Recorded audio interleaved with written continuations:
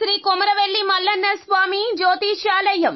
ఎటువంటి సమస్యలకైనా కొమరవెల్లి మల్లన్న స్వామి ముందు ప్రత్యేకమైన పూజలు చేస్తున్నారు. ప్రేమించిన అమ్మాయి దూరమయ్యిందా, ప్రేమించిన అబ్బాయి దూరమయ్యాడా? అయితే వెంటనే ఈ పూజారి గారిని సంప్రదించండి.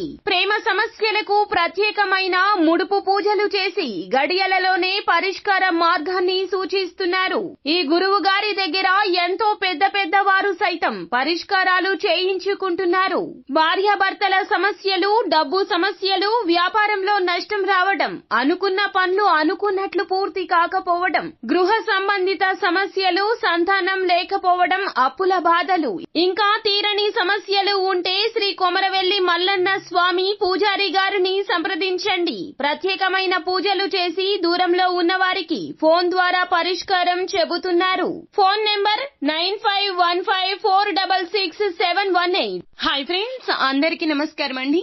సెప్టెంబర్ 19, 20 తేదీల్లో కుంభరాశి వారి జాతకులు చాలా వరకు కూడా మీరు జాగ్రత్తగా ఉండాలి. ఎందుకు అన్నట్లయితే గనక వీరు మీపై తాంత్రిక క్రియలు చేస్తున్నారు. కావున మీ ఫోటో పెట్టి మరీ ఇలా చేస్తున్నారు. మిమ్మల్ని గమనిస్తున్నారు. మిమ్మల్ని ఏ రకంగా దెబ్బతీయాలో తెలియక ఇలా చేస్తున్నారు. కావున ఈ యొక్క ప్రయోగాన్ని తిప్పికొట్టాలంటే ఈ పరిహారాన్ని కూడా తప్పక పాటించాలి. సెప్టెంబర్ 19, 20 తేదీల్లో కుంభరాశి జాతకులకు ఏం జరగబోతుంది, ఎటువంటి ఫలితాలు పొందుకోబోతున్నారు, ఎవరు మీపై తాంత్రిక క్రియలు చేస్తున్నారో తదితర అన్ని వివరాలు అన్ని కూడా మనం ఈ వీడియోలో సంపూర్ణంగా సవివరంగా తెలుసుకుందాము.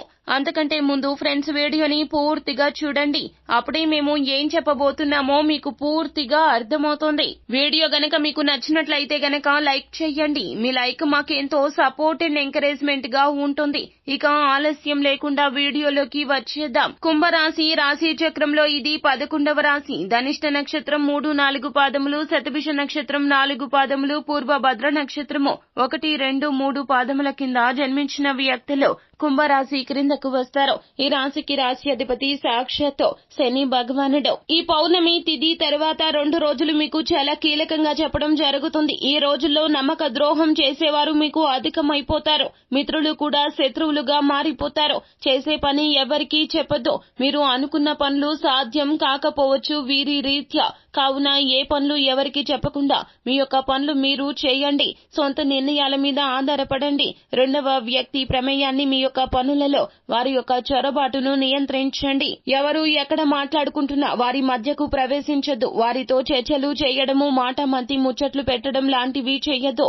ఎంతో నెగటివిటీ అనేది మీ మీద ప్రచారం చేస్తారు అందరూ కూడాను. సహోద్యోగులు కావచ్చు, వ్యాపారంలో కావచ్చు, ఏ రంగంలో ఉన్నా కూడాను, బంధుమిత్రులు అయినా కూడాను మీరంటే గిట్టని వారు చేసేటటువంటి ఏమైతే పనులు ఉన్నాయో అవి అందరూ నమ్ముతారు. మిమ్మల్ని అందరూ మాటలతో దూషించే ప్రయత్నం చేస్తారు. చెయ్యని పనులకు నీలాప నిందలు అనుభవించాల్సి వస్తుంది. మీరు చేయాల్సిందల్లా గుండె ధైర్యంతో ఉండడమే. ఇక్కడ మీకు మేలు కలగచేసే విషయమో కుటుంబ సభ్యుల మద్దతు మీకే ఉంటుంది. ఈ విషయాన్ని గమనించండి. వారి యొక్క సహాయ సహకారాలతో మీ మీద పడినటువంటి అబండాలను నిరూపించుకునే ప్రయత్నం చేయండి. అయితే ఒక శత్రువు మాత్రం మీ మీద ఎన్నో రకాలైనటువంటి విష ప్రచారాలు చేసిన వారి యొక్క మనసు తృప్తి చెందక తాంత్రిక ప్రయోగాలు అయితే చేయిస్తూ వస్తున్నారు.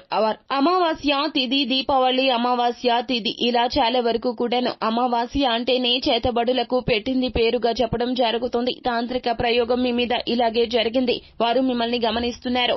ఏం తింటున్నారు, ఎక్కడికి వెళ్తున్నారు, ఏం చేస్తున్నారు, ప్రతిదీ గమనిస్తూనే వారు వారి యొక్క ప్లాన్స్ పక్కాగా అమలు చేస్తున్నారు. కావున ఈ యొక్క తాంత్రిక ప్రయోగం జరిగింది. కావున తిప్పికొట్టేందుకు మీరు ఖచ్చితంగా ఈ పరిహారాలు పాటించాల్సిందే. ప్రతి మంగళవారం తిథి నాడు ఆంజనేయ స్వామి ఆలయానికి వెళ్ళండి. ఆంజనేయ స్వామిని దర్శించుకోండి. అలాగే దేవాలయంలో శనగలు, బెల్లాన్ని కలిపి మీరు అక్కడ ఎవరికైనా పేదవారికి దానంగా ఇవ్వండి.